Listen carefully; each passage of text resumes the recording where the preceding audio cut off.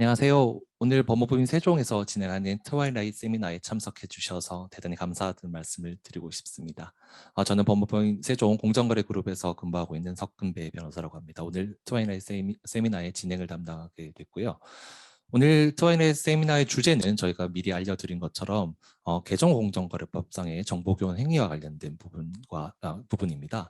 실제로 공정거래법 이 개정안이 2020년 12월 정기국회에서 통과되고 또 지난해 12월부터 시행되는 과정에서 아마 많은 분들께서 그 정보교환 행위가 새롭게 이제 규정된 공정거래법 40조의 해석과 실무상의 적용례에 대해서 궁금해 하시는 부분이 있는 것 같습니다. 실제 공정거래위원회에서도 심사지침을 제정해서 좀 더 명확한 해석 기준에 관한 내용들을 발표를 하긴 했습니다만은 과연 실무적으로 이 개정법의 내용이 적용될 때는 어떻게 되는지 여부가 아무래도 현업에 계시는 많은 분들께서 관심을 가질 수밖에 없을 정도로 뜨거운 주제인 것 같습니다. 그래서 오늘 1시간 정도 되는 시간 동안 이 정보교환 행위와 관련된 내용에 대해서 저희가 세미나를 진행을 할 예정으로 있고요. 혹시 그 세미나 과정에서 궁금한 부분이 있으시게 되면은 채팅창을 이용해서 저희에게 질문을 주시면 감사하겠습니다. 오늘 세미나를 진행하실 분은 저희 공정거래 그룹으로 최근에 합류하신 주현영 변호사님이십니다. 주 변호사님은 공정거래위원회 그리고 대법원 재판연구관 공정거래 전담 업무를 담당을 하셨고 최근까지 법무부인 광장에서 근무를 하셨습니다. 주 변호사님은 지난 2020 올해 2월 달에 이제 저희 조인을 하셨고 또 그리고 박인규 수석 전문위원님 그리고 곧 성승현 변호사가 또 저희 세종공정거래 그룹으로 합류할 예정으로 있습니다. 저희가 앞으로도 계속 NZF를 보강을 하면서 공정거래 분야에서 업무 역량을 강화하도록 노력하도록 하겠습니다. 자, 그러면 오늘 세미나를 진행하실 주현영 변호사님께 마이크를 넘기도록 하겠습니다. 주 변호사님. 네, 안녕하세요. 방금 소개받은 법무법인 세종공정거래팀 주현영 변호사입니다. 지금 온라인상으로 참여하고 계신 분들 중에 공정위의 공동행위 조사를 받아보신 분들 있을 것이고, 또 현업에서 이런 행위는 공동행위인가요? 라는 질문을 받거나 컴플라이언스 업무로 공동행위 리스크를 검토하면서 공동행위에 대해서 고민해 보신 분들도 많이 있을 거라고 생각됩니다. 저도 공정위 카르텔 조갈과에서 직접 카르텔 조사도 해보고 변호사로서 리니언시 업무도 해보고 어떠한 경우에는 합의를 하지 않았다고 이렇게 주장해 보기도 하고 여러 가지 케이스를 진행해 왔는데요. 저도 개정 공정거래법을 적용하게 되면 향후 공정위 집행이 어떻게 달라질지 부분에 대해서 무척 궁금합니다. 여러분들도 그런 궁금증 때문에 이번 세미나에 많이 참석해 주셨을 것으로 생각됩니다. 서론이 길어졌는데요. 어, 발표를 시작하도록 하겠습니다. 네, 오늘 세미나에서는 개정 공정거래법이 적용되면 기존 실무와 무엇이 달라지는지, 달라진 내용의 실제 적용은 어떻게 될 것인지에 대하여 공정위 심사 지침에서 제시하고 있는 예시 등을 중심으로 살펴보도록 하겠습니다.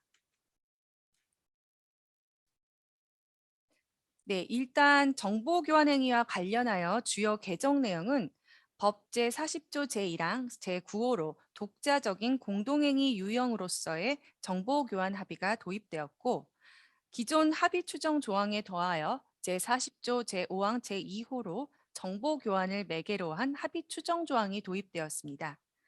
도입 배경에 대해서는 이미 잘 알고 계실 텐데요. PPT에 기재되어 있는 바와 같이 공정위가 기존 부당한 공동행위를 집행함에 있어서 발생하는 어떤 입증의 어려움 등을 극복하고자 개정을 하였다는 점에서 저희 수범 사업자들 입장에서는 앞으로 주의하여야 할 점이 더욱 늘어난 것은 사실입니다.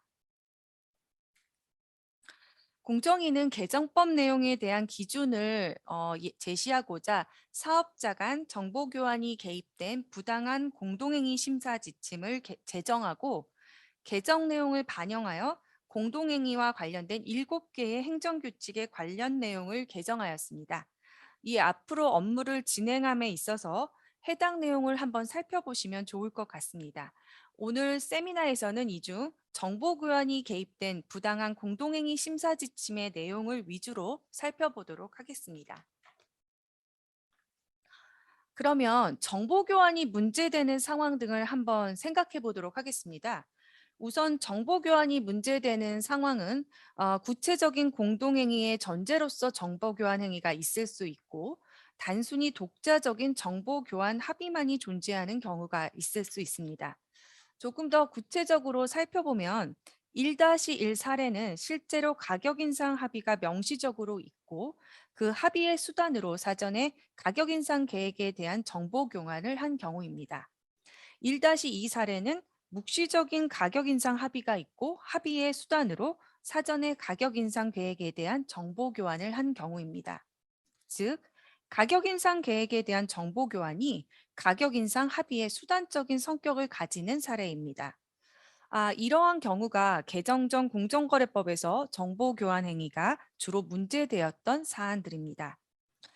그런데 명시적인 합의이든 묵시적인 합의이든 합의서 내지 임직원의 진술 같은 직접 증거가 존재한다면 합의를 인정함에 크게 어려움이 없습니다.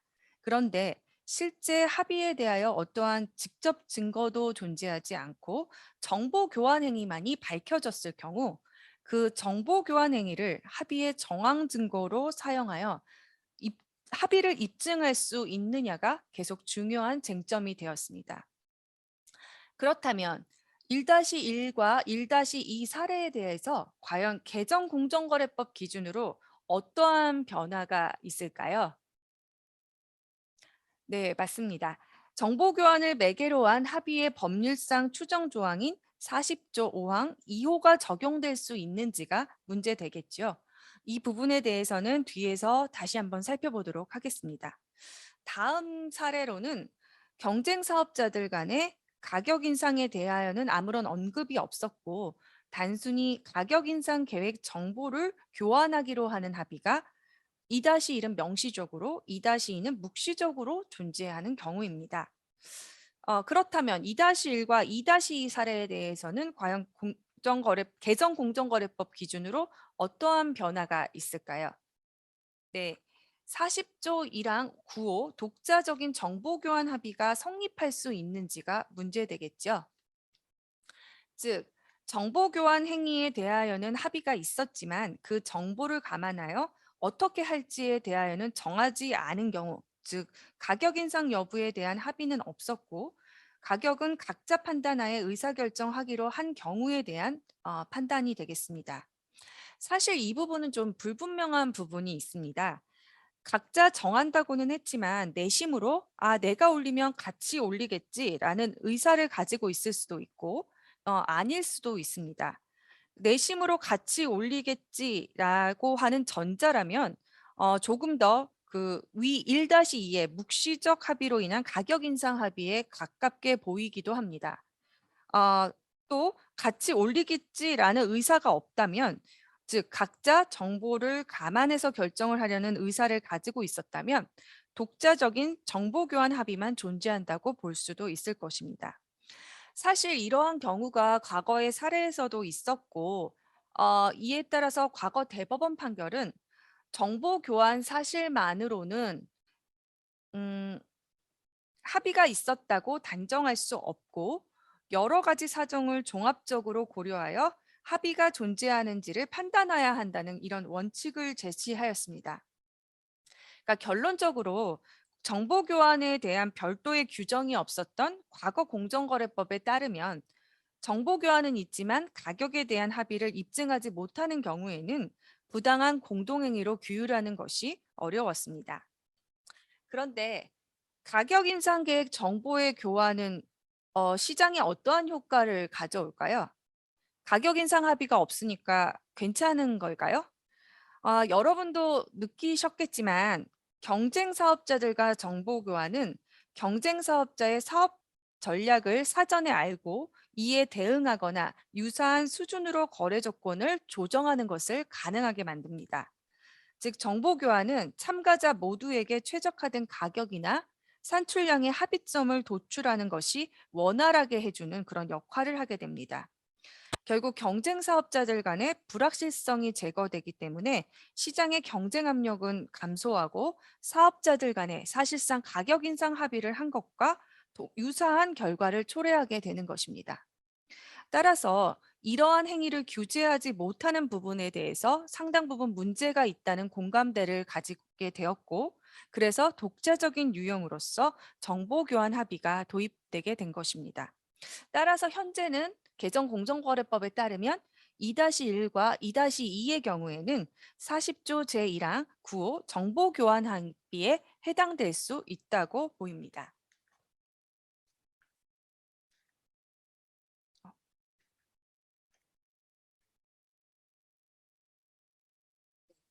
그럼 자세한 설명을 하기 전에 공동행위의 입증과 관련하여 증거에 대한 분류를 좀 간단히 설명드려 보겠습니다.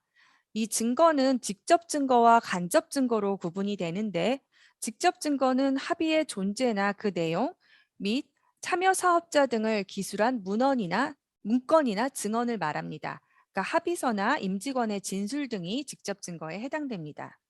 그런데 실제로 직접 증거가 존재하는 경우는 많지 않습니다.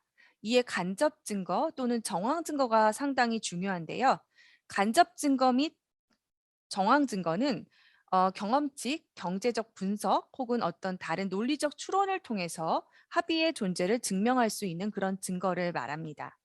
간접 증거에는 의사 연락 증거라든지 접촉 증거, 또 경제적 증거가 있고, 여기 PPT에 기재되어 있는 바와 같이 경제적 증거는 행위 증거, 성과 증거, 시장 구조 증거, 담합 조장 행위 등이 있습니다. 행위 증거로는 뒤에서도 이제 중요하게 계속 언급되겠지만 병행적 가격 책정, 즉 행위의 외형상 일치 등이 있겠고, 여기서 주로 다루는 정보 교환 행위는 담합 조장 행위 증거로서 합의를 추정함에 있어 유력한 정황 증거에 해당됩니다. 이 부분은 추후 정보 교환을 매개로 한 합의의 추정 부분에서 다시 살펴보도록 하겠습니다. 이제 독자적인 담합 유형으로서 정보 교환 행위에 대해서 한번 살펴보겠습니다. 일단 개정 법조문을 한번 보시면요. 40조 부당한 공동행위의 금지 중 9호 가격, 생산량, 그 밖에 대통령령으로 정하는 정보를 주고받음으로써 일정한 거래 분야에서 경쟁을 실질적으로 제한하는 행위라고 규정하고 있습니다. 대통령령이 정하는 정보는 시행령 43조 상품 또는 용역의 원가, 출고량, 재고량 또는 판매량, 상품 용역의 거래 조건 또는 대금 대가의 지급 조건입니다. 정보 교환 합의의 성립 요건은 우선 정보를 교환하는 합의가 존재해야 되고요. 관련 시장에서 경쟁이 부당하게 제한되어야 하고 효율성 증대 효과가 없어야 합니다. 합의는 잘 아시는 바와 같이 상호 간의 의사의 합치가 있어야 하는 것이고, 명시적 합의와 묵시적 합의로 구분이 됩니다. 이제 명시적 합의에 대하여 예를 들어서 한번 보면요. 공정위 심사 지침상의 예인데요. 합의 인정이라는 박스에 기재된 예와 같이 경쟁사들이 가격, 생산량 등의 정보를 이제 처음 사례처럼 사업자들과 직접 교환하는 경우도 있고, 이제 두 번째 사례처럼 사업자 단체를 결성해서 그 단체를 통해서 간접적으로 교환하기로 하는 경우가 있습니다. 처음 사례처럼 합의서를 작성했거나 두 번째 사례처럼 계획서를 공동으로 작성한 경우에는 직접 증거가 존재하므로 합의를 인정함에 크게 어려움은 없겠죠. 근데 마지막 사례처럼 경쟁사들이 가격, 생산량 등의 정보를 상호 교환하기로 구두로 합의한 경우에는 당사자의 진술 등이 없다면 합의 입증에 상당히 어려움이 있을 것이고, 이러한 경우 앞에서 살펴본 어떤 간접 증거들을 통하여 합의를 입증하게 됩니다. 그런데 계속 공동행위와 관련해 가지고 되게 실제적으로 중요하고 어려운 문제는 명시적 합의가 존재하는 경우라기보다는 합의의 내용이 명확하게 특정되지 않고 심지어는 어떤 직접 증거 같은 것이 존재하지 않는 경우, 이런 경우에 과연 묵시적 합의를 인정하고 이를 입증할 수 있는지 여부입니다. 심사 지침은 정보 교환의 묵시적 합의를 인정하는 조건으로 의사 결정 권한이 있는 주체 간의 교환이냐, 장기간에 걸쳐 빈번하게 이루어졌느냐, 중요한 의사 결정 전에 이루어졌느냐, 교환된 정보를 각자 활용하는 형태가 존재하느냐를 그 판단 기준으로 제시하고 있습니다. 말로는 굉장히 쉬워 보이기는 하는데 실제 묵시적인 합의 존재 여부를 판단하고 입증하는 것은 결코 쉬운 일은 아닙니다. 심사 지침의 예를 한번 살펴보겠는데요. 이 예를 한번 살펴보면서 정보 교환 합의에서 문제되는 정보가 무엇인지, 어떠한 행위를 교환으로 볼 수 있는지, 어떠한 경우에 합의가 성립하는지 여부도 함께 감을 익혀보셨으면 좋겠습니다. 합의를 인정한 첫 번째 사례를 한번 보시면요. 경쟁사들이 6년간 가격, 판매량, 출고량, 재고량 등의 정보를 대표자급 회의, 임원급 회의, 실무자급 회의 등 다양한 직급이 각각 참여한 회의를 통해 교환하고 이를 각자의 가격 결정에 반영해 온 경우입니다. 가격, 판매량, 출고량 등은 경쟁상 민감한 정보에 당연히 해당될 테고 사업자들은 회의를 통해 상호 간 정보를 교환하였으니 이런 해당 사례는 묵시적으로 정보 교환 합의가 있었다고 인정되겠죠. 그 다음 사례도 한번 보면 경쟁사들이 10년간 300회가량, 즉 오랫동안 되게 빈번하게 가격 인상 등을 교환해 왔는데 특히 가격 인상 내부 품위 시점 직전에 정보 교환이 있었고, 즉 중요한 의사결정 직전이죠. 그 품위에 경쟁사들의 가격 인상안이 기재되어 있는 경우입니다. 이제 세 번째 사례를 한번 살펴보면요. 시장 점유율 상위 기업들이 매월 말 가격 정보를 경쟁사들에게 통지하면 이를 통보받은 경쟁사들이 해당 가격을 참고하여 자신들의 가격을 결정하는 관행이 5년가량 지속되어 온 경우입니다. 뒤에서 보시겠지만 교환이라는 것은 기본적으로 서로 주고받는 행위인데 세 번째 사례에서는 일방적으로 통지하는 행위만이 있습니다. 그러면 과연 이러한 경우도 교환이라고 볼 수 있을까요? 상위 기업이 경쟁사에게 통지한 것이지 주고받은 것은 아니지 않냐, 교환이 아니지 않냐라고 이렇게 의문을 가질 수 있는데요. 사업자가 일방적으로 통지한 경우라도 상대방이 이를 수동적으로 그것도 상당 기간 수용한 경시라면 사실상 주고받음으로 볼 수 있다는 것이 공정위의 심사 지침의 입장입니다. 마지막 사례는 사업자 단체가 구성사업자별 원가 재고량을 정리해서 각 구성사업자에게 공유하는 관행이 개별 사업자들의 반대 없이 7년간 지속되어 온 경우인데 당연히 원가 재고량은 경쟁상 민감한 정보에 해당되고 사업자 단체를 통하여 공유하는 것도 제3자를 통한 주고받음으로써 간접적인 정보 교환에 해당됩니다.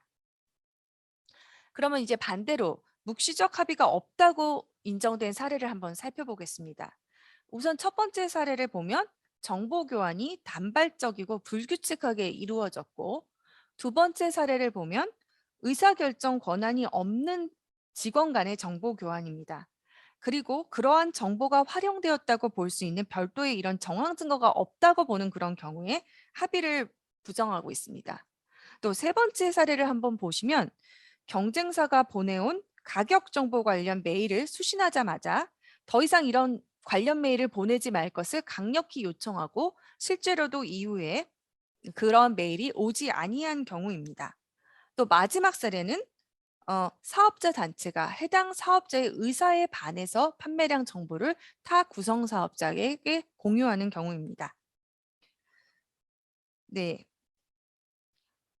이러한 세 번째, 네 번째 사례는 상호 간의 의사에 합치가 없었다는 점에서 어찌 보면 합의가 부정되는 게 당연한 것이겠죠. 여기서 실무적으로 주의해야 될 점은 이게 관련 메일이 왔는데 나는 동조하지 않는다라고 해서 그냥 가만히 있는 경우 더구나 그 메일의 내용을 사실상 수용하는 듯한 어떤 결과가 그런데 나타난 경우에는 정보를 교환한 것으로 보여질 수 있다는 점입니다. 따라서 해당 심사 지침의 내용처럼 이러한 메일을 받았다면 명확하게 거절의 의사를 분명히 하는 것이 굉장히 중요합니다. 이렇게 사례를 보니까 어느 정도 이렇게 감이 잡히셨나요? 그렇다면 요건별로 이렇게 하나하나 분석해 보도록 하겠습니다. 정보는 지금 법조문 PPT에서 살펴본 바와 같이 법과 시행령에 기재되어 있는데 사실상 그 범위가 굉장히 포괄적임을 알 수 있습니다. 통상 정보 교환 행위가 문제되는 정보는 사업자 간의 경쟁에 민감한 정보라는 기준으로 판단하고 있습니다. 추후 해당 정보 교환이 경쟁 제한적이냐 아니냐를 살펴볼 때 각 정보의 특성과 내용이 중요한데요. 해당 부분에서 다시 정보의 성격별로 살펴보도록 하겠습니다. 다음 주고받는 행위와 관련하여서도 아까 예시에서 살펴본 바와 같이 사업자들 간의 직접 교환, 사업자 단체나 어떤 제3미 사업자 등 중간 매개차를 거친 간접적인 교환이 모두 포함되고, 직접적인 교환 중에서 정보 수령자의 묵시적 동의하에 이루어지는 일방향의 정보 제공도 포함됩니다. 아까 시장 점유율 상위 기업들이 경쟁사들에게 통지하면 이미 이를 통보받은 경쟁사들이 해당 가격을 참고하여 자신들의 가격을 결정하는 관행이 지속되어 온 그 사례를 참고하시면 될 것 같습니다. 다만 주의할 점은 특정 사업자의 정보가 중간 매개차를 거쳐 다른 경쟁 사업자에게 반드시 전달되어야 되고, 중간 매개자에게 일방적으로 정보가 전달되기만 한 경우는 정보 교환으로 보고 있지 않습니다. 또한 사업자가 불특정 다수에게 위 정보들을 공개적으로 공표 또는 공개하는 행위는 정보 교환에 해당되지 않는다는 것이 심사 지침의 입장입니다. 여기서 공개적인 공표 또는 공개 여부를 판단함에 있어서 기준을 제시했는데요. 공포 또는 공개 매체의 성격 및 이용자의 범위, 접근 비용의 유무 수준, 경제 주체별 차등 여부, 공표 및 공개의 양태 및 의도 등을 종합적으로 고려하고 있습니다. 예를 들어 본다면 누구나 무료로 볼 수 있는 신문 등을 통한 공개적인 공표는 정보 교환이라고 보기 어려울 수 있습니다. 다만 사업자가 먼저 비공개적으로 정보 교환을 한 후에 그 정보를 사후적으로 공개적으로 공표 또는 공개하였다고 하더라도 어떤 선행된 비공개적인 정보 교환 행위가 규율 범위에서 제외되는 것은 아니라는 점을 유의하시기 바랍니다. 그러면 정보 교환을 한다고 반드시 어떤 부정적인 효과만 있을까요? 예, 아닙니다. 정보 교환 행위는 어떠한 경우에는 긍정적인 측면이 존재합니다. 정보를 교환해서 시장 전략을 효과적으로 수립할 수도 있고, 벤치마킹을 통해서 내부 효율성을 향상시킬 수도 있습니다. 즉, 모든 정보 교환 행위가 문제가 되는 것이 아니라 경쟁 제한적인 정보 교환 행위만 문제가 되기 때문에 어떠한 경우에 경쟁 제한적인 정보 교환인지에 대한 판단 기준이 아주 중요하게 되는 것입니다. 그래서 정보 교환의 부정적 측면을 한번 정리해 봤는데요. 아까 말씀드린 것처럼 어떤 카르텔의 유용한 수단으로서 어, 카르텔을 유지하게 해주고 또 이탈자에 대한 적발을 용이하게 해서 카르텔이 공고히 하게 되는데 중요한 역할을 합니다. 또한 아까 말씀드린 것처럼 참가자 모두에게 최적화된 가격이나 산출량의 합의점을 도출하는 것을 원활하게 하기 때문에 가격 합의가 없더라도 사실상 카르텔과 유사한 이런 결과를 야기하게 됩니다. 그래서 이렇게 정보 교환의 부정적인 측면이 있는 경쟁 제한적인 정보 교환에 대해서 금지를 하게 되는 것입니다. 당연히 심사 지침은 경쟁 제한성 판단 요소를 6가지로 열거하고 있습니다. 중요한 사항이기 때문에 하나씩 보면요. 첫째, 시장 상황. 둘째, 시장의 구조 및 상품의 특성. 셋째, 행위자의 시장 점유율. 넷째, 교환된 정보의 특성.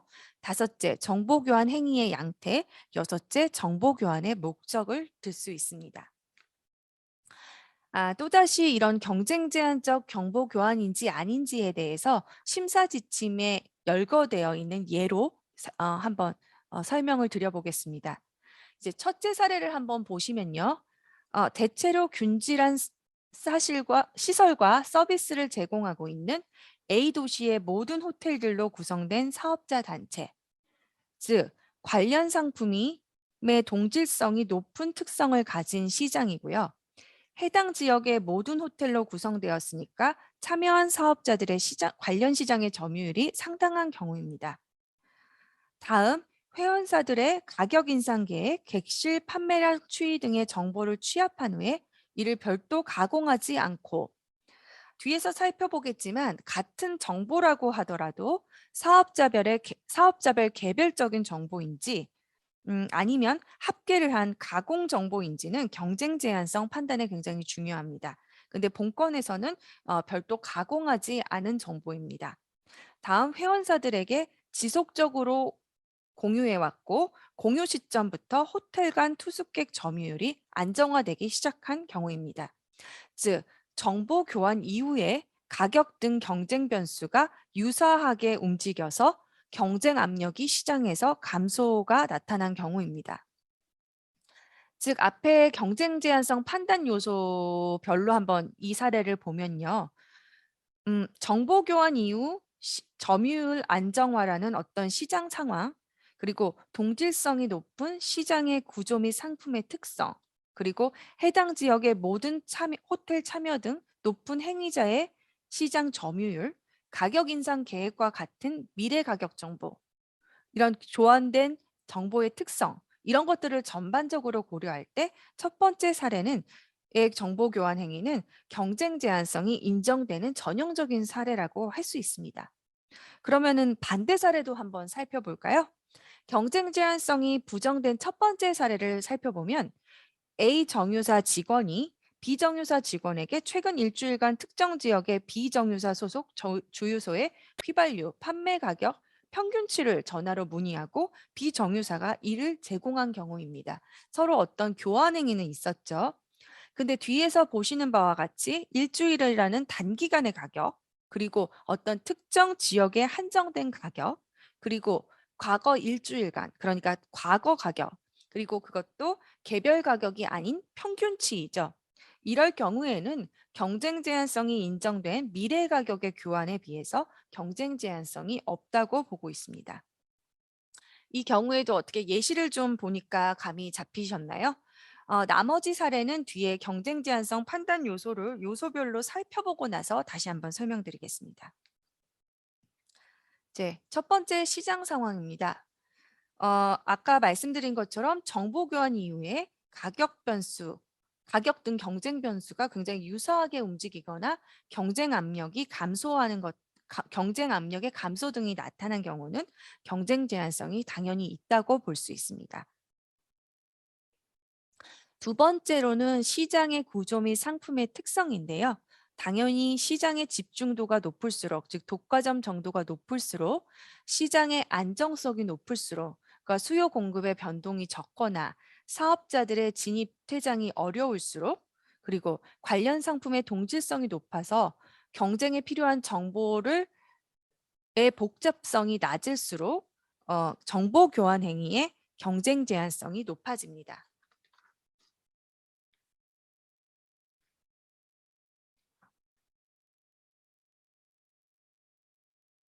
네. 앞에 예시를 들어서 다시 한번 좀 설명드려 보면요. 경쟁 제한성 인정의 지금 두 번째 사례를 한번 봐주세요.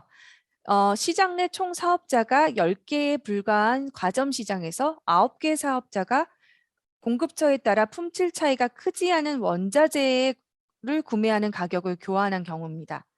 그러한 정보 교환으로 사업자들 사이에 쉽게 불확실성이 제거될 수 있겠죠.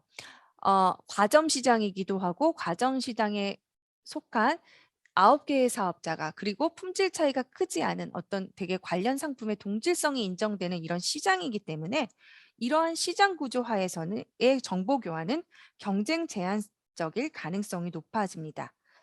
이에 반해서 경쟁 제한성이 인정되지 않는다는 두 번째 사례를 한번 살펴봐 주시면요. 두 번째 사례는 일일 수급 변동, 가격 변동이 매우 크고 지역 간 수급 여건 편차가 굉장히 큰 시장에서 지난 한 달간 야채의 판매 가격을 교환한 경우를 들고 있습니다.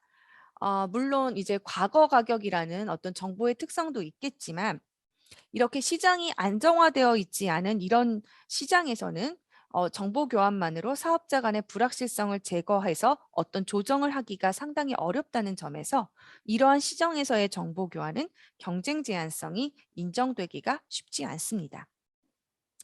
다시 판단 요소에 대한 설명으로 이제 돌아가 보면요. 네. 다음으로 행위자의 시장 점유율이 중요한 판단 요소인데요. 합의에 가담한 사업자들이 시장에서 차지하는 점유율의 합계가 높을수록 당연히 경쟁 제한적입니다.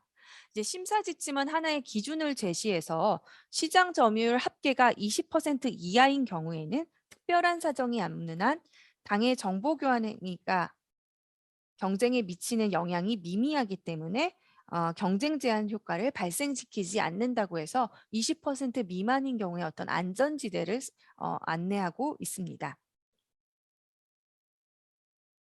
네 번째로 교환된 정보의 특성이 중요한데요. 이제 아까 사례에서 잠깐 언급 드렸던 것처럼 현재 또는 미래의 정보 교환이 과거의 정보 교환보다 당연히 경쟁 제한성이 높고 시장에 공개되지 아니한 비공개 정보 또는 비밀 정보가 이미 시장에 공개된 정보의 교환보다 경쟁 제한성이 높습니다.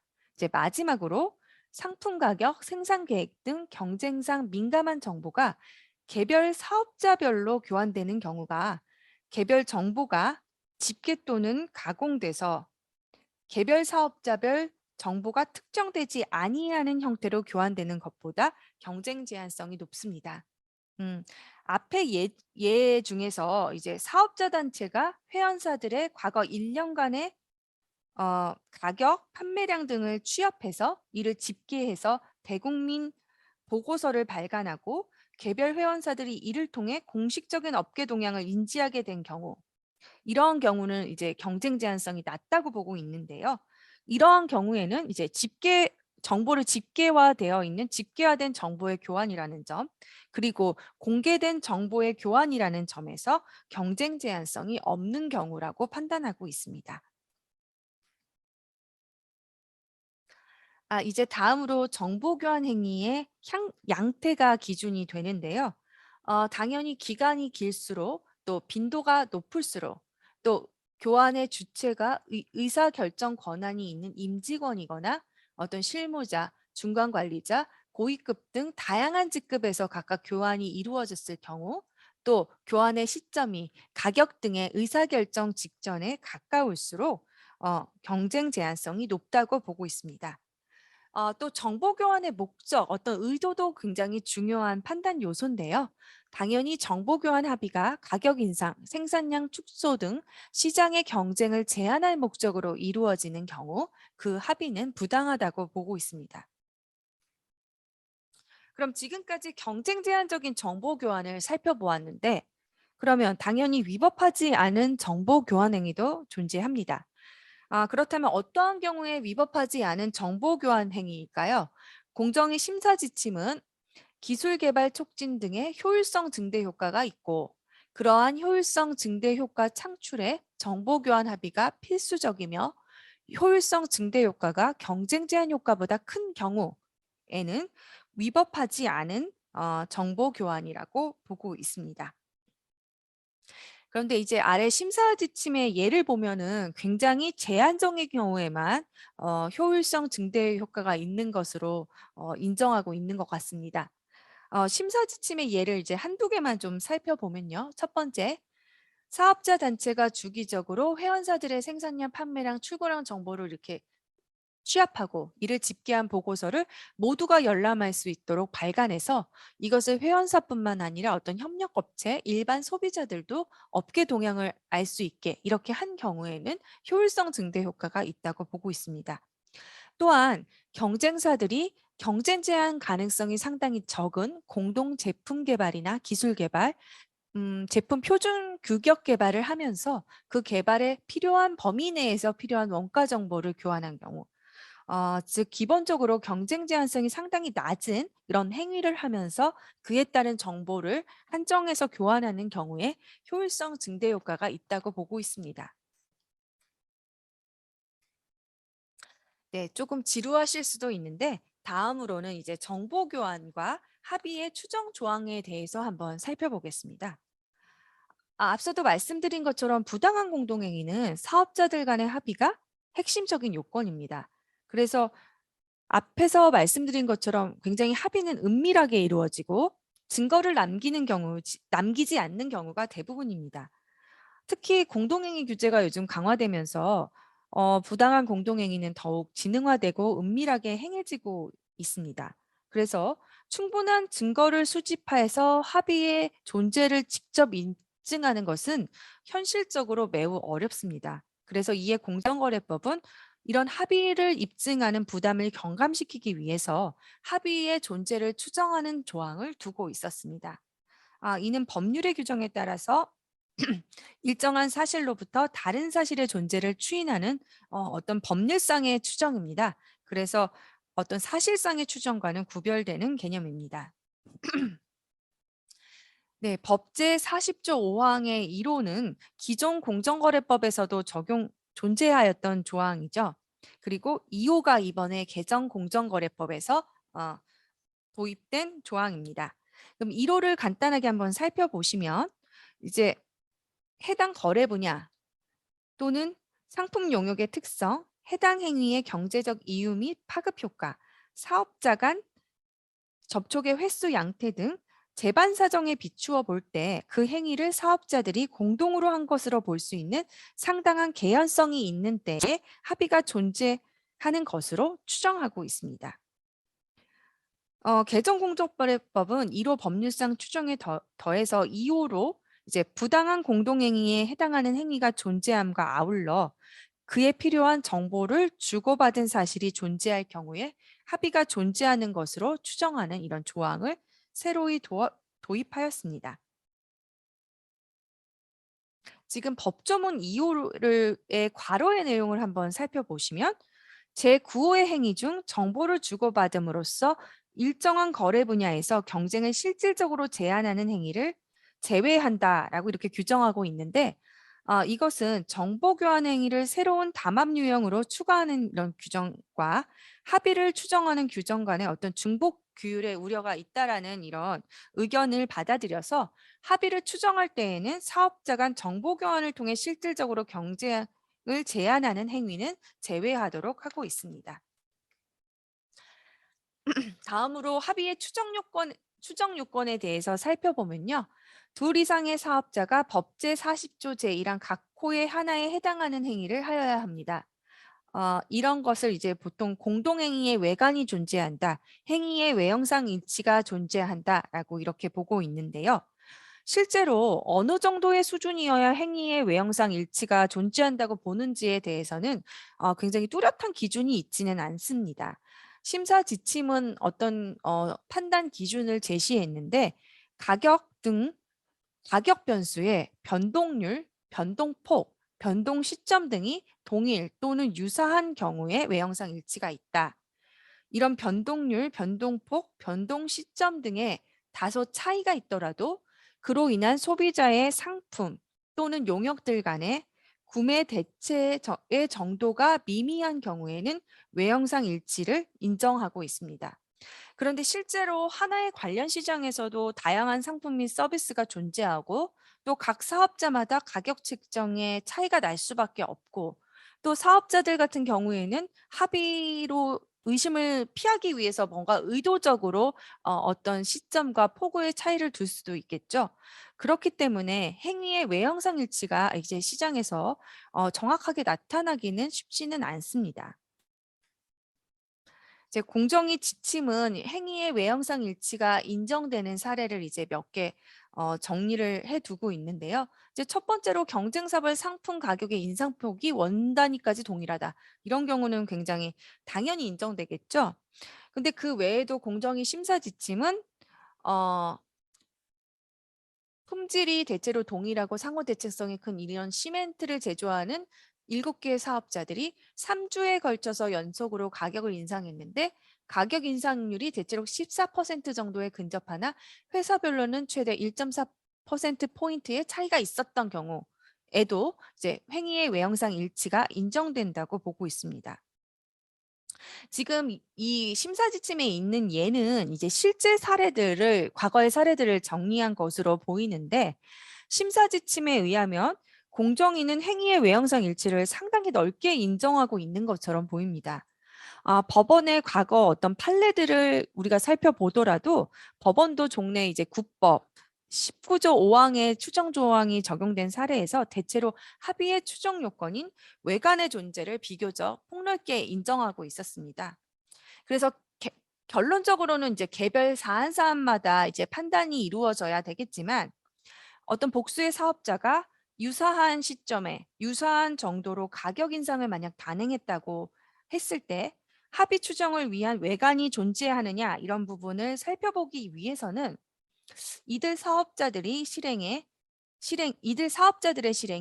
같은 계기에 어떤 같은 동기에 의해서 이루어진 것으로 평가될 수 있을 정도로 시기적으로 근접했는지, 부당한 공동행위의 목적을 달성할 수 있을 정도로 유사한 수준의 가격 인상인지, 이 시장의 특성이 합의가 없더라도 흔히 발생할 수 있는 정도의 유사한 가격 책정인지 뭐 이런 부분들을 종합적으로 검토하고 고려해서 행위의 외형상 일치를 인정해야 될 것 같습니다.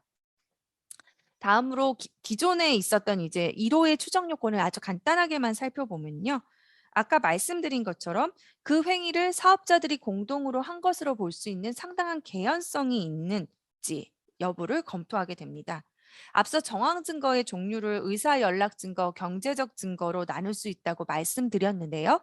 공정위 심사 지침은 다음과 같은 사항을 정황 증거의 예로 열거하고 있습니다. 이제 첫 번째 거는 직감적인 의사 연락 등의 증거가 있는 경우인데 뭐 실제 업무 담당자의 업무 수첩에 만남의 사실이 기재되어 있다든지 통화 내역 또는 요즘은 카카오톡 내용 같은 것들이 이런 의사 연락 증거에 해당됩니다. 그 외의 내용은 읽어보시면 될 것 같고요. 그런데 일반적으로 이제 경제적 증거만으로 합의 추정이 되기는 쉽지 않습니다. 그래서 의사 접촉의 증거를 포함해서 이제 다양한 증거들이 합하여져서 이제 공동행위를 입증하게 되는데요. 다양한 정황 증거 중에서도 일반적으로 좀 중요하게 평가되는 것은 아까 말씀드렸던 합의가 형성될 기회가 존재하였을 것으로 나타나는 어떤 참여 사업자 간의 의사 연락 증거, 그런 접촉 증거라든지 초과 공급이 이루어져서 사실상 가격 인상을 할 수 없는 상황 같은데 가격 인상 행위가 있었던 것처럼 단독으로 행할 경우에는 스스로의 이익에 반하지만 공동으로 행할 경우에는 모두의 이익에 부합하는 이런 어떤 사업자들의 행동 증거 이런 것들이 중요하게 여겨집니다. 상대적으로 어떤 해당 산업에서의 성과 증거나 시장 구조 증거는 상대적으로 조금 그 의미가 제한적입니다. 뭐 담합 조정 행위 역시 주로 이제 다른 정황 증거들에 대한 보충적 의미를 가지고 있습니다. 근데 이제 개정 공정거래법은 이제 정보 교환이라는 것을 굉장히 중요한 어떤 정황 증거로 보고 이제 추정 요건으로 법률상 추정으로 2호를 도입했는데요. 이 2호의 추정 요건을 한번 살펴보겠습니다. 이제 당연히 행위의 외형상 일치는 존재하여야 되고요. 그에 더해서 외형사 일치 창출에 필요한 정보가 교환되어야 됩니다. 이를 판단하는 기준은 또 심사 지침에서 열거를 하고 있는데요. 첫째, 정보의 종류와 성격이 굉장히 중요합니다. 이제 필요한 정보 교환으로 본 이제 첫 번째 사례를 한번 봐주시면요. 가격, 생산량, 원가, 판매 재고, 출고량, 거래 조건, 지급 조건 등 이제 경쟁상 굉장히 민감한 정보로서 미래 정보, 비공개 정보, 개별 사업자별 경쟁 변수가 특정되는 정보를 경쟁 사업자 간에 배타적으로 교환되는 경우에 필요한 정보 교환이라고 보고 있습니다.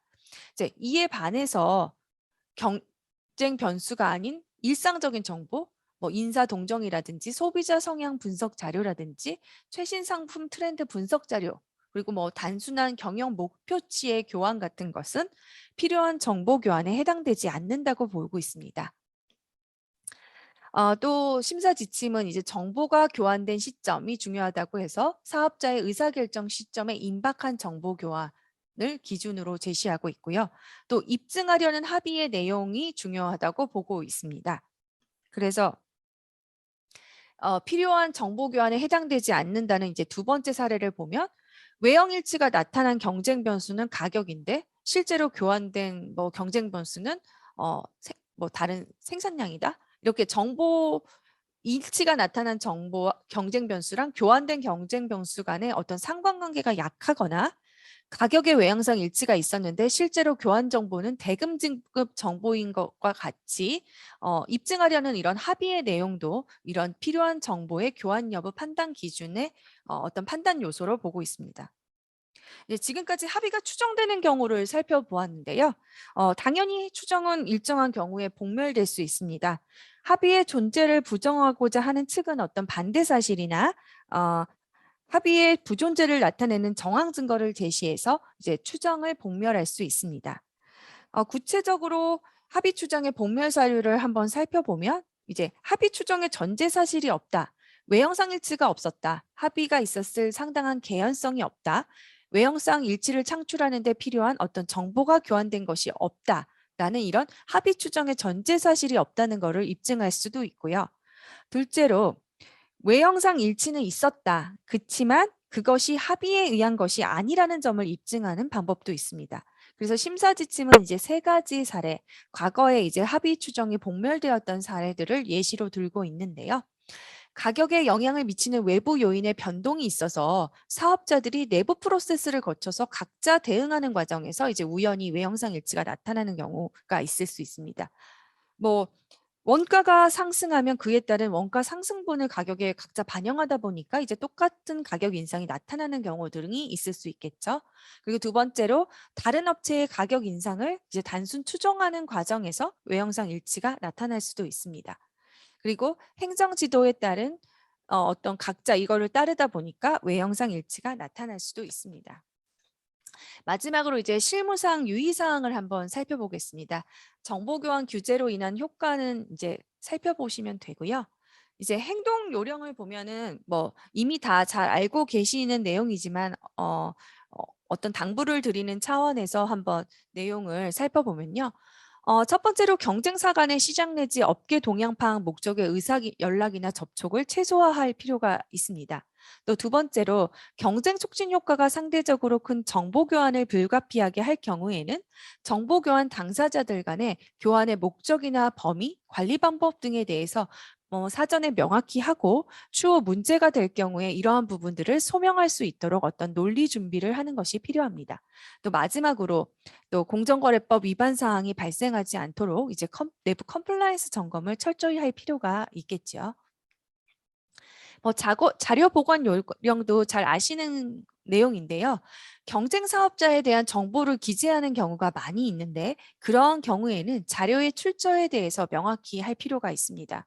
신문 등 공개 자료나 거래 상대방, 복수 대리점 등을 통해서 얻은 정보는 문제가 되는 정보가 아니죠. 그러니까 그러한 출처로부터 나온 정보의 경우에는 그 출처를 반드시 명확히 기재해서 오해의 소지가 없도록 해야 될 것입니다. 마지막으로 이제 조사 관련 주의사항인데요. 조사가 진행되면 이제 자료를 파기하지 않도록 이제 자료 보관에 주의를 해주셔야 되고요. 또 현장 조사 시에 외부 변호인들의 조력을 받을 수 있도록 어떤 연락을 취할 필요도 있고 또 경우에 따라서는 조사에 따라서 리니언시를 할 필요성이 있기 때문에 사전에 이런 리니언시가 할 필요성이 있는 경우에는 어떻게 신속하게 할 것인지에 대한 어떤 이런 시스템의 구축도 필요하다고 할 것입니다. 네, 장시간 발표를 들어주셔서 감사합니다. 발표를 마치겠습니다. 네, 압축적으로 굉장히 정보교환 행위 관련된 내용을 정확하게 말씀해 주신 주현영 변호사님께 다시 한번 감사의 말씀을 드립니다. 저희 그 세미나가 진행되는 동안 질문이 하나 올라왔습니다. 이제 제가 보기에 상당히 저희가 보기에 굉장히 아주 중요한 질문을 주셨던 것 같고요. 실제로 많은 현업에 계신 분들께서 궁금해 하실 수 있는 그런 질문으로 생각이 됩니다. 실제 이제 뭐 과점 시장에서 이제 경쟁이 치열하다 보면 대리점이나 유통사 또는 뭐 상사라든가 또는 그런 제3자 통해 가지고 경쟁업체의 가격이나 출고량 등의 이제 정보 제공을 요청을 하고 그래서 이런 이들로부터 이제 경쟁업체 정보를 얻게 되는 그런 경우가 있는데 이런 행위가 이제 장기간 지속되는 경우에 경쟁사들하고는 서로 간에 어떤 의사 연락이 없다고 하더라도 일종의 묵시적인 어떤 정보 교환 행위에 해당될 수 있을지에 관한 질문입니다. 실제로 이제 이 정보 교환 행위 관련된 심사지침에도 약간 유사한 그런 내용들이 좀 들어가 있습니다만은 아마 이런 부분들이 그 실제 업무를 하시는 분들께서 많이 궁금해하실 것 같은데요. 혹시 주 변호사님 이 첫 번째 질문에 대해서 혹시 의견을 답변 주시면 감사드리겠습니다. 네.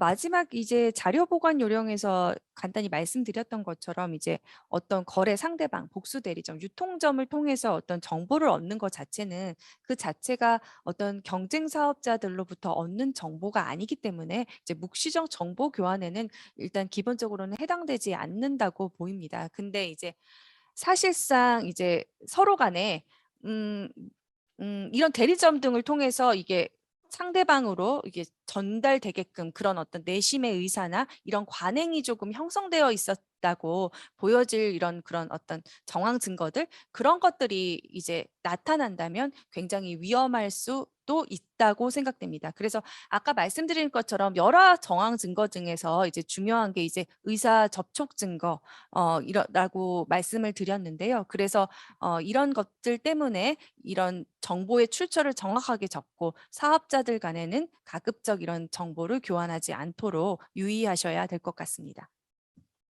네, 감사드립니다. 두 번째 질문도 상당히 이제 궁금해 하시는 분들이 많으실 것으로 생각이 되는데요. 하나의 지주회사 하에서 또는 지주회사가 아니라고 하더라도 또 어떤 하나의 기업 집단 내에서 동종의 계열사 간 정보 교환 행위에 대해서도 이러한 정보 교환 행위에 관한 새로운 규제들이 동일하게 적용이 되는 것인지에 대한 질문입니다. 이 부분에 대해서 주 변호사님 의견 어떠신지요? 뭐 이 부분은 기존의 이제 공동행위에 대해서 이제 그 계열사 간의 하나의 이 어떤 경제적 동일체로 볼 수 있는지 그런 이론들이 이제 공정위 심사 지침에 있는데요. 그에 대한 원칙이 정보 교환에도 동일하게 적용될 것 같습니다. 그래서 그 심사 지침을 한번 참고하시면 좋을 것 같습니다. 예, 감사합니다. 그러면 세 번째 질문인데요. 아마 시간 관계상 아마 마지막 질문이 돼야 될 것 같습니다. 아마 앞서 강의 내용 중에서, 세미나 내용 중에서 공개 또는 공표와 관련된 그런 질문인 것 같고요. 시장 참가자가 신문사, 뭐 신문사뿐만 아니라 어떤 제3의 기관이 또 해당될 수 있을 것 같은데요. 이쪽에 정보를 제공하고 언론사의 기사로 공표된 정보의 경우에는 사전에 은밀히 사업자 간의 정보를 교환했다는 등의 특별한 사정이 없는 한 정보 교환으로 보지 않겠다는 그런 내용이 있었습니다. 이 경우에 공표의 정도와 관련해서 보험 신고나 금융통신 등 대중적인 어떤 접근은 가능한 매체이되 주로 이제 특정한 업계 관계자들이 구독하는 그런 신문의 경우에는 리스크가 있을지에 대해서 이제 궁금하다라고 말씀 주셨는데요. 실제로 이런 경우뿐만이 아니라 어떤 협회라든가 뭐 특히 보험협회라든가 뭐 금융이라든가 이쪽과 같은 경우는 협회들도 많이 있는 것 같습니다. 그런 협회 내지 사업자 단체를 통해서도 이런 부분들의 그 어떤 정보 교환이 있을 경우에도 리스크가 있는지에 대해서도 뭐좀 궁금해 하실 부분들이 있으실 텐데요. 뭐 그런 부분들을 전반적으로 한번 답변을 주시면 감사하겠습니다. 네. 아까 그 교환 행위에 대해서 이제 설명을 드릴 때 이제 공개 공포의 뭐 여부를 할 때 이제 누구나 접근할 수 있고 뭐 접근 비용 이런 부분들을 말씀드렸는데 지금 뭐 말씀드린 것처럼 보험 신고나 이제 금융통신 이런 것들은 사실 대중적 접근은 가능하지만 이제 업계 관련자들이 주로 구독하는 이런 신문일 텐데요. 그럴 경우에는 이제 아무래도 공개적으로 모든 사람들이 볼 수 있는 그런 데 공표하는 것보다는 다소 문제가 될 소지는 있다고 생각됩니다. 실제로 뭐 철근과 뭐 그런 담합이 문제됐을 경우에 그런 어떤 철근 갑자기 생각이 정확하게 그 명칭은 생각나지 않는데 스틸 데일인가 그런 부분을 통해서 정보를 뭐 미리 가격 인상 계획 같은 것들을 말하는 부분들에 대해서는 조금 문제될 소지가 있다라고 그렇게 본 경우도 있습니다. 그래서 이런 대중적 접근이 가능한 것보다는 조금 위험성이 크겠고요. 또 단순히 그냥 과거 정보 같은 거 뭐 판매량, 가격 같은 거를 정하는 거는 크게 좀 문제가 없겠지만 가격 인상 계획이라는 것은 사실상 아까 말씀드린 것처럼 선도적인 가격이 이거를 올리고 그거를 따라올 것을 사실은 내심의 의사를 가지고 있고 어떻게 그렇게 따라온 것이 어떤 관행이 되었을 경우에는 이런 경우에도 조금 문제가 될 수는 있다고 생각됩니다. 감사드립니다. 지금 현재 질문들이 현장에서 바로 올라오고 있는 부분이라서 답변하기가 쉽지 않은 부분일 때도 임에도 불구하고 답변을 주셔서 감사드립니다. 저희가 약간의 시간이 조금 더 있는 것 같아서 추가로 올라온 질문 2가지 정도를 더 말씀을 드리고 오늘의 질의응답 세션도 마무리를 하도록 하겠습니다. 우선 첫 번째 추가로 질문 중에서는 은행이나 증권과 같은 그런 금융기관에서 자금운용, 트레이딩 성과를 분기별로 교환하는 경우, 이런 경우도 이제 문제되는 그런 공정거래법상의 정보교환 행위에 해당되는지에 대한 질문인데요. 이 부분은 물론 구체적인 사실관계가 좀 나타나 있지 않아서 저희가 답변드리기가 좀 쉽지 않을 수 있을 것 같습니다만 주변 선생님께서 한번 간단하게 말씀 주시면 좋을 것 같습니다. 네. 뭐 은행이나 증권 등 금융기관에서 자금 운용 이제 성과를 분기별로 교환한다고 했는데요. 예, 지금 뭐 사실관계도 정확하지 않고 이 자금 운용 성과가 어떤 의미를 이제 은행이나 증권 경쟁 사업자들 간에 가지는지 모르겠는데 아까 어떤 정보의 판단 기준에서 경쟁상 민감한 정보라고 말씀을 드렸을 거예요. 그래서 사업자들 간에 이게 서로 경쟁을 하는데 어떻게 민감한 정보다 저 정보를 알아서 나의 의사결정에 어떤 향후 의사결정에 이게 반영이 될 수 있다, 의사결정에 영향을 줄 수 있다라고 한다면 이 부분은 조금 민감한 정보에 해당될 수도 있을 것 같습니다. 근데 제가 자금 운용 트레이딩 성과가 어떤 성격을 가지는지 정확하게 알고 있지를 못해서 그 부분은 이제 조금 모호하게 원칙만 말씀드릴 수 있을 것 같습니다. 네, 감사드립니다. 그럼 마지막으로 좀 앞서 질문들하고 약간은 좀 맥락이 다른 질문이라서 마지막 질문으로 저희가 말씀을 드리면 좋을 것 같은데요. 금융회사의 내부 통제 시스템 구축의 일환으로 시행할 수 있는 어떤 구체적인 제도를 예시로 들어주시면 감사하겠다는 질문인데요. 비단 금융회사뿐만이 아니라 여러 회사들의 어떤 내부 통제 시스템과 관련해 가지고도 한번 구상할 수 있는 그런 예시가 있다면 한번 말씀 주시면 감사하겠습니다. 뭐 여러 로펌이나 컨설팅 업체를 통해서 많은 회사들이 지금 내부 통제 시스템 그리고 전반적인 공정 거래를 포함한 컴플라이언스 프로그램을 많이 하고 계신 걸로 알고 있는데요. 뭐 이런 내부 통제 시스템으로 경쟁사하고 접촉을 할 경우에는 어떤 식으로 대응을 해야 된다라는 어떤 매뉴얼을 만들 수도 있을 것 같고요. 그리고 뭐 그런 매뉴얼에는 뭐 접촉을 하면 위에 보고를 한다든지 뭐 경쟁사를 만나러 갈 경우에는 어떤 식으로 행동을 해야 된다든지 그런 뭐 매뉴얼도 있을 수 있고 뭐 투두 리스트를 만들 수도 있을 거고 뭐 이런 내부 통제 시스템을 구축으로 아까 말씀드린 것처럼 어떤 경우에 리니언시를 해야 되는 경우가 있을 수 있으니까 리니언시 상황이 나타난다거나 아니면 현장 조사가 나타난다면 어떤 매뉴얼로 어떤 식으로 보고가 이루어지고 어떤 식으로 처리를 한다라는 그런 사전 시스템 같은 것들을 구축해 두시면 여러 가지로 도움이 될 것 같고요. 그런 뭐 시스템을 구축하는 부분에 대해서 어려움이 있으시면 언제든지 법무법인 세종공정거래팀에 의논을 해주시면 좋을 것 같습니다. 예, 주변사님 감사드립니다.